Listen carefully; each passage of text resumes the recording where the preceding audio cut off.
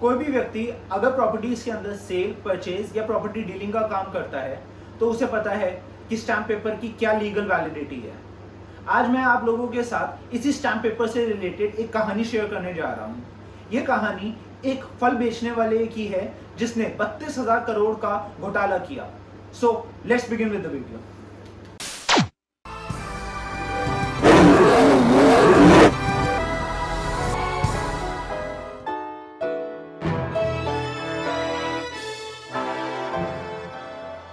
ये कहानी अब्दुल करीम तेलगी की है।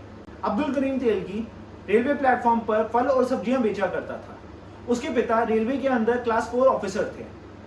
जब अब्दुल करीम तेलगी 7 या 8 साल का था तब उसके पिता की मृत्यु डायबिटीज के कारण हो जाती है। अब्दुल करीम तेलगी के 2 भाई थे, अब्दुल रहीम और अब्दुल हाजिम। पिता की मौत के बाद ये तीनों भाई कानपुर रेलवे स्टेशन पर फल और सब्जियां बेचा करते हैं। इनका पूरे घर का खर्चा 10 से 12 ट्रेन पे डिपेंड करता जो रेलवे प्लेटफॉर्म पर रुकती थी। इतनी सब दिक्कतों के बावजूद अब्दुल करीम तेलगी ने अपनी बीकॉम की डिग्री बेलगांव गोटे कॉलेज से की। इनिशियली उसको जॉब ढूंढने में काफी दिक्कत आ रही थी तो वो मुंबई चला गया। मुंबई में फिलिक्स इंडिया नाम की कंपनी में उसने सेल्स एग्जीक्यूटिव का काम किया। वहां पर टारगेट अचीव ना करने की वजह से उसको वहां से निकाल दिया गया।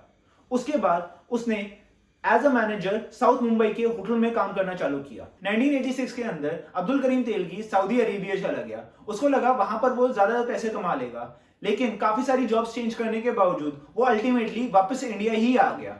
अब्दुल करीम तेलगी को मेहनत करके पैसे कमाना बिल्कुल पसंद नहीं था, तो उसने एक ट्रैवलिंग एजेंसी खोली जिसके अंदर वो लोगों के डॉक्यूमेंट्स टैंपर किया करता और उनको मिडिल ईस्ट भेज दिया करता। एक दिन इमिग्रेशन ऑफिसर ने अब्दुल करीम तेलगी को रंगे हाथ पकड़ लिया और उसको जेल में डाल दिया। जेल में उसकी मुलाकात रतन सोनी से हुई।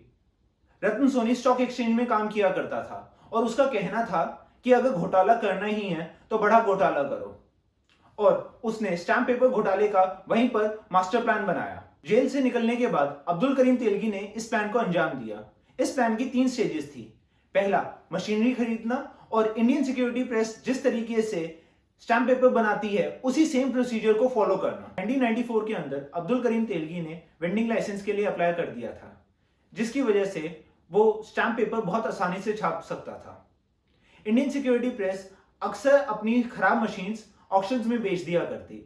अब्दुल करीम तेलगी वहां पर जाके उन खराब मशीन्स को खरीद लिया करता और उसने इंडियन सिक्योरिटी प्रेस के अंदर कुछ कॉन्टैक्ट्स भी बना लिए थे, जिसकी वजह से वो वहां से डाई भी अरेंज कर लेता था। इससे बड़ा मुश्किल हो गया था असली स्टैम्प पेपर पहचानना और नकली स्टैम्प पेपर पहचानना। दूसरा, मार्केट के अंदर असली स्टैम्प पेपर की शॉर्टेज क्रिएट कर देना। इतने बड़े स्कैम के अंदर गवर्नमेंट ऑफिशियल्स को खरीद लिया गया था, जिसकी वजह से अब्दुल करीम तेलगी असली स्टैम्प पेपर्स को एक फेक जगह पे पहुंचा देता और वो जगह पे ये स्टैम्प पेपर्स पड़े रहते हैं, जिस वजह से पूरी मार्केट के अंदर इन स्टैम्प पेपर्स की शॉर्टेज हो गई थी। थर्ड, मार्केट के अंदर नकली स्टैम्प पेपर्स की सर्कुलेशन करना। जब असली स्टैम्प पेपर्स की शॉर्टेज क्रिएट हो गई तो अब्दुल करीम तेलगी के लिए बहुत आसान हो गया था मार्केट के अंदर इन स्टैम्प पेपर्स को आगे सर्कुलेट करना। उसने इसी के लिए 300 ग्रेजुएट्स को हायर किया जो बिजनेसेस के पास जाते और इन स्टैम्प पेपर्स को डिस्काउंटेड रेट पे दिया करते। बिजनेसेस को भी ऐसा लगा कि ये जो डिस्काउंटेड रेट पे दे रहे हैं ये स्टैम्प पेपर्स कहीं से चुराए गए होंगे, तो वो इन स्टैम्प पेपर्स को सस्ते दामों पे ले लिया करते। कुछ टाइम बाद इन्हीं बिजनेसेस ने अब्दुल करीम तेलगी को डायरेक्टली अप्रोच करना चालू कर दिया। काफी ज्यादा वॉल्यूम के अंदर stock brokers companies, banking sectors और इंश्योरेंस कंपनीज को ये स्टैम्प पेपर्स बेचे गए थे। सन 2000 के अंदर पुलिस को एक टिप मिली कि बैंगलोर के अंदर 2 लोग नकली स्टैम्प पेपर्स लेके ट्रैवल कर रहे हैं। जब पुलिस ने रेड कंडक्ट की तो उन्होंने पाया कि नकली स्टैम्प पेपर्स बिल्कुल असली स्टैम्प पेपर्स की तरह दिखाई दे रहे हैं।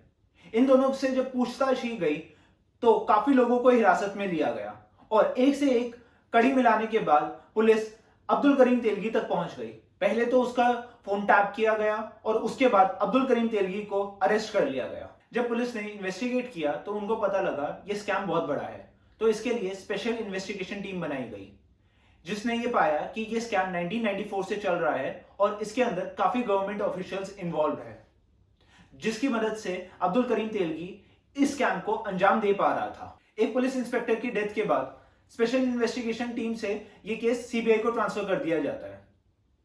सन 2006 के अंदर सुप्रीम कोर्ट ने अब्दुल करीम तेलगी पे 202 करोड़ का फाइन लगाया और 30 साल की सजा दी, जो कि बाद में 13 साल की कर दी गई। अचानक से अब्दुल करीम तेलगी की 2017 में डेथ हो जाती है, जो कि अपने आप में एक कंट्रोवर्शियल टॉपिक है, क्योंकि अब्दुल करीम तेलगी का कहना था कि वो इस खेल के अंदर एक मोहरा था और असली खिलाड़ी कोई और ही थे। आपको क्या लगता है, अब्दुल करीम तेलगी एक मोहरा था या इस खेल का निर्माता था? अपने कमेंट्स जरूर कीजिए, और अगर आपने इस वीडियो को लाइक नहीं किया है तो लाइक कीजिए, चैनल को सब्सक्राइब नहीं किया है तो चैनल को सब्सक्राइब कीजिए। धन्यवाद।